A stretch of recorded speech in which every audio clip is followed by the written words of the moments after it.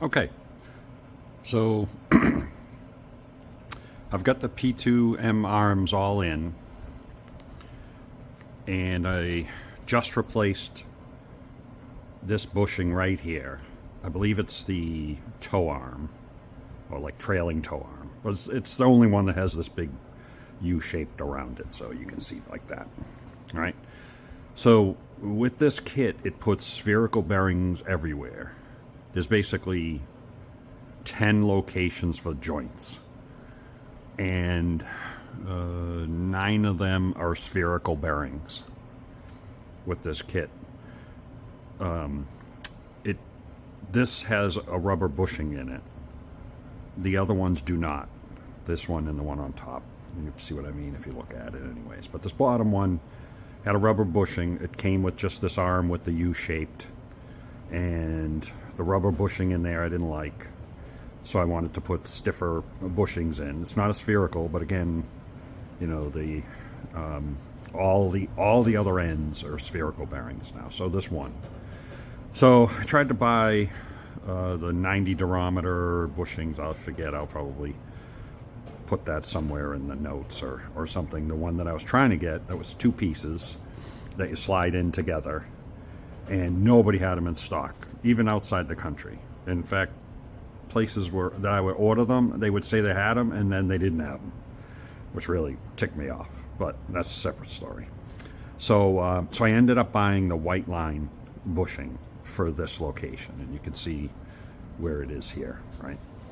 These trailer arms are awesome. I mean, these control arms are awesome, by the way. I wanted to get rid of all the bushings. There's 14 rubber bushings in the back of an NC Miata, so there's a lot of snap oversteer and binding, and you know, it's just awful. I'll probably do a whole separate video on that and the issues those kinds of things create. But I'm going to replace this one. I'm going to show you how I did it. Doesn't necessarily mean it's the best way, but it's the way I did it. And the Whiteline ones were cheap. They're actually a lot cheaper than the others. The others were like $100 or close to it, and these were like $30. Okay, so here you can see that I bought the Whiteline bushings for the rear trailing arm. They call it the rear trailing arm. And this is the bushing. It comes as one piece. I don't know how you would possibly get this into that place. And all stiff bushings basically come in 2 pieces, so you can put them in. I don't know how you would squish this enough to get it through the hole in that, but that's the one. If you want to get a good look at it, get the part numbers.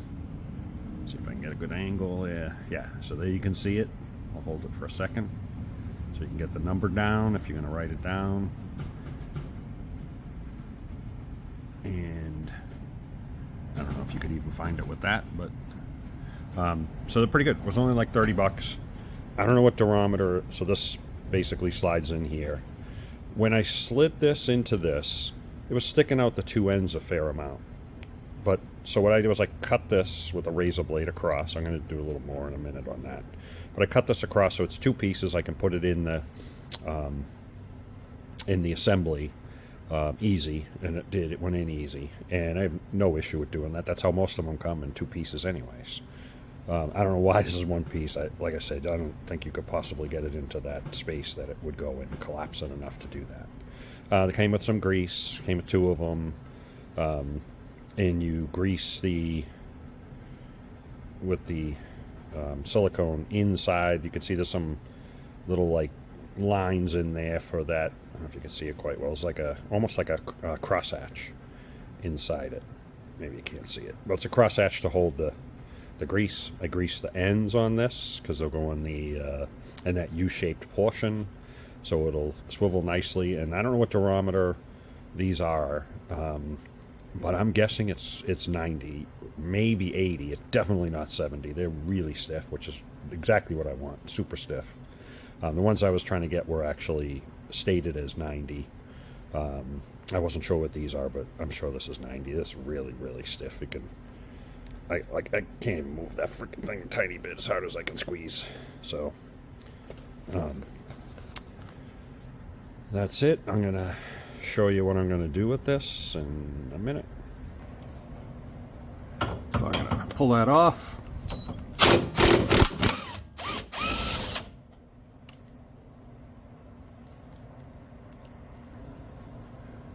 Okay. Pull that little guy out. Pull that guy down. And you can see it has a rubber flange. It's not a great picture. Let's see if I go this way. You can see a little better. Yeah, that's much, much better. So you can see there's a rubber flange around this. And I'm basically going to cut the flange around, and you'll see, I'll show you how I'm going to do it. I'm going to do it with a razor blade. I'm going to cut that around, and I'm going to push it out from one side. Okay, got my camera hanging there. Let's see if I can get this thing a little bit more. So what I did here is I cut this like this. Oops.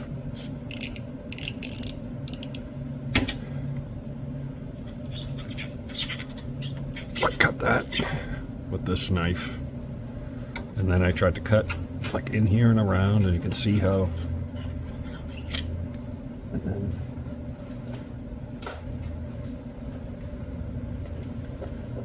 basically I'm going to go around this thing. It's a little bit of a pain in the neck, but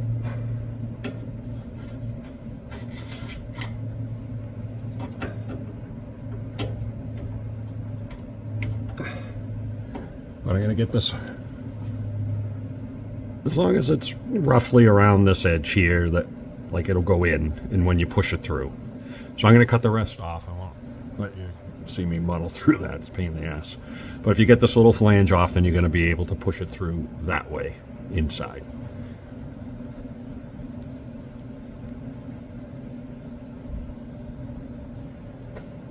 Okay, I got this little assembly I made. I have this cup. It's like some bearing removal kit. It came with a kit or something, I don't know. But in any case, the idea of this is just a little bit, it's like out here. So even on this side, the flange that I just cut off is inside of this. And it's got a little space to go in. So I'm going to put this on this side. I'm going to throw this long bolt as long, so I threw some extra crap on the end, so I don't have to thread the crap out of it. And I'm going to put this little guy in on this side, and again the rubber flange is still on that side. You could cut it off if you want to, but why bother going through the work? You don't need to. I put another little spacer. The spacer is smaller than this ID in here. Let's see if you can see that. Yeah, so this spacer is a little smaller than this. So when I tighten this bolt, this nut I mean, tighten this nut down,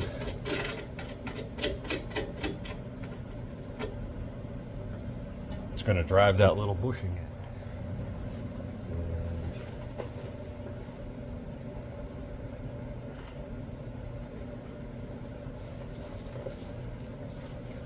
That's the right size. You see that? Yeah.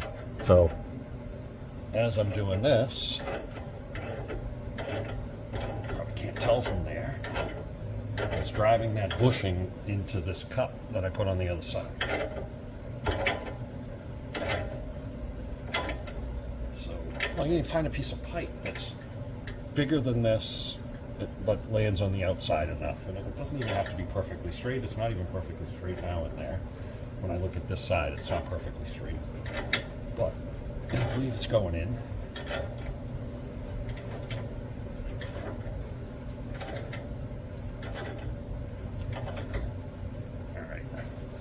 I'm going to pause, push out a little more. Okay, so my cup wasn't quite long enough, but all I did was put this in, put this back here a little bit, and I just hit with a rubber mallet a little bit and push this out the rest of the way, because my cup, oh, sorry, you couldn't see that, I guess. My cup isn't deep enough for this whole thing to come out. Came out almost all the way. And I just put this nut back near the end, I tapped it with a rubber mallet, popped the rest of the way out. It was like from here out, so it was almost all the way out. And again, the cup wasn't quite deep enough, but it was out far enough that I could just pop it through with a hammer. Now this is in and this is clean. Nothing beat up or anything. It's looking pretty good. Ready to put the two pieces in. I'm going to cut that other one in half and put it in, show you guys that. Okay, so this bushing is going to go through that hole, and there's no way I think you could squish down that flange enough, because these are so stiff, to get it through that hole. And most bushings that are really stiff, like Delrin, are really stiff, like 90 durometer, which is probably about what this is. They're in two pieces, so I'm going to cut this right in half. You can kind of see the line there. I'm going to cut this in half. I'm going to cut it with a razor blade so it doesn't take any material away. So it'll still be the same exact length when we put it together. And I don't know if you can see it. If you know anything about molding, you know about parting lines. But what I did, I don't know if you can see that there, is I made a little tiny notch out here in the chamfer outside a little bit. But it's really, even though it looks probably kind of, it's really shallow. It's just enough so I could see the two parting lines. And then when I put this in to that, I can make sure this is oriented. That way, if it's a little crooked with this, I can get them lined up so they'll be back together in the same place. Because on each side of this here, the front side and the back side, if I look for those two notches and line them up, I know this thing is clocked inside if I was a little crooked here. And it worked out great on the other one, so I have no issue with doing that. And what I did was I took a brand new, fresh, long razor blade and just cut this. This is a, one of those utility knives. Nice fresh blade. I would suggest you cut these in half before you cut that flange off of here, because this metal will destroy a fresh blade. So that nice fresh blade, cut this in half. Be super careful you don't cut yourself. It's really hard. It took maybe 4 or 5 minutes to do each one of these. It's really stiff. But I just held it down like and basically sawed it more or less, and then finally I could get through where I could just put two hands on it and crank it back and forth and get it through. And be super careful you don't cut yourself. I'm using some pretty good gloves while I'm doing it. But that's it. So I'm going to cut this in 2 halves, and then I'll grease up the inside. I'll throw them on and put them on, and we can see how that one does. Okay, so you can see I made that nice cut in there, and again I have the notches to line up. When I put it in, I'll know this side is lined up clockwise with the other side, and then I don't grease this outside. Grease the inside. Again, it has the knurled. Oops, sorry. Don't grease this inside. This outside. I'm sorry. Let me start over. Don't grease the outside of this. That should stay into this boss and not move. It really should be moving on the insert that goes inside.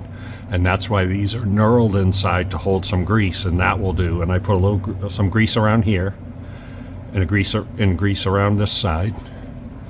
And that will basically, and then I'll grease inside here, outside here, so that the flanges, when they're inside, will turn, and then that shaft that's going to be inside, the shaft that will be inside here, will be bolted up against this. The shaft won't turn. This will rotate about the shaft as it goes up and down. So I'm going to pop those in.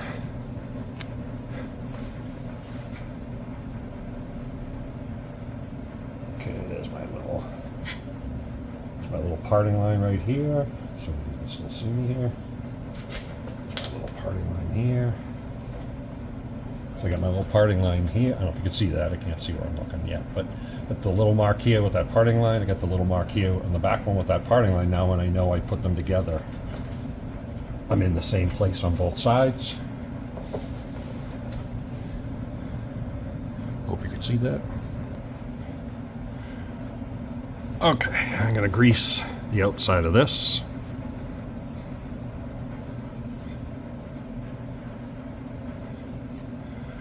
the outside of this here.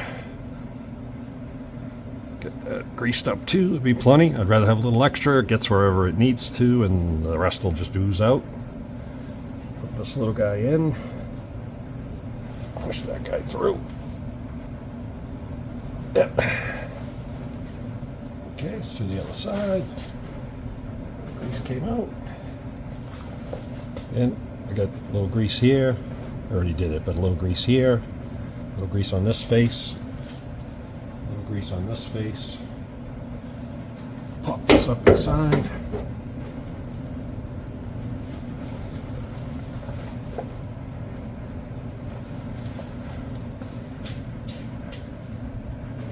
Bring this out just a hair.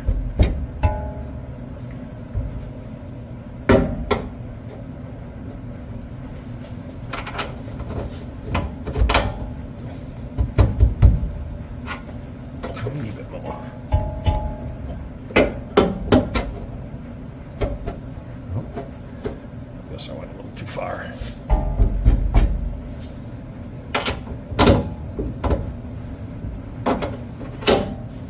Bolt that sucker back in, torque it down, and that's in and done.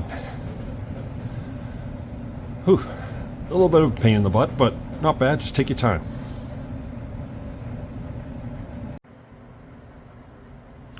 Okay, so you can see they fit nice. They're snug, definitely. You can almost see like a little tiniest bulge, which is fine. I'm sure they'll swivel nicely. I'll probably put my transmission jack under it and move it up and down, see that it seems to move good. But there you go. You get some really nice bushings that are in there really well. Those are going to be awesome. Another little closer look at this. I labeled, you can see the arrow. It's always a real pain in the neck to do adjustments like this because you don't know which way to turn. So to tighten that nut, I turn it this way. To tighten that one, I do it there. Every single one of these is like different in the way you turn them and on each side and everything. So that's just the way I label them so that I'm not cranking them or, you know, the wrong way, and I don't know and I'm really tightening it too tight, trying to get the wrong way, so I just know. I'll probably paint that on later for, you know, the install. I just did it with a marker to make sure I had them all right and all that good stuff. So these are awesome. I also always do little marks and everything when I'm counting turns and all that stuff for preload, and these don't have any preload because of the crazy heavy duty shorter spring and all, but there's a spacer that makes up for that length. Still, the spring probably could have been a little longer. But, so that's it. This the project. Okay, so I got these for $20. I just looked it up. $20 on Walmart, and they came within a day or two. The Powerflex is ridiculous. It's $70. They want like $56 to ship them from like England, and they don't have them, but they tell you they do, and they're in stock, and then they don't have them. And you don't find out until you respond and say, hey, I don't have any tracking info. And then all of a sudden your order is canceled, and you can't put a review in after they cancel it. It's awful. Powerflex, if you're listening or reading this, get your act together, knock that off, and tell the distributors that are distributing your product not to do it, because you did it, and 2 of your other distributors did that to me, and I'll never buy another Powerflex product ever. And anyone who listens to this, you're crazy if you do. Okay, so if you notice here, it says ND MX5 rear trailing arm. I know that this part number also, and these actually fit the NC. It was funny, I didn't notice the ND until just a few minutes ago. But maybe they go on ND as well, which wouldn't surprise me. Miata, you know, Mazda does that with a lot of stuff. So these may fit the ND as well. It may have like the same exact procedure in the ND for this too. So I'll have to kind of ask or look around and see, because this procedure might work in the ND as well. And this is what they call them, and that's the part number. $20. Can't beat it. Hope you like my procedure. Reach out in the comments with any improvements or dislikes or anything like that. Glad to hear it. And please thumbs up and subscribe, even if you're not happy with my crappy video quality. and my voice with the cold right now. But that's it. Hope to put more stuff up like this if you guys want it.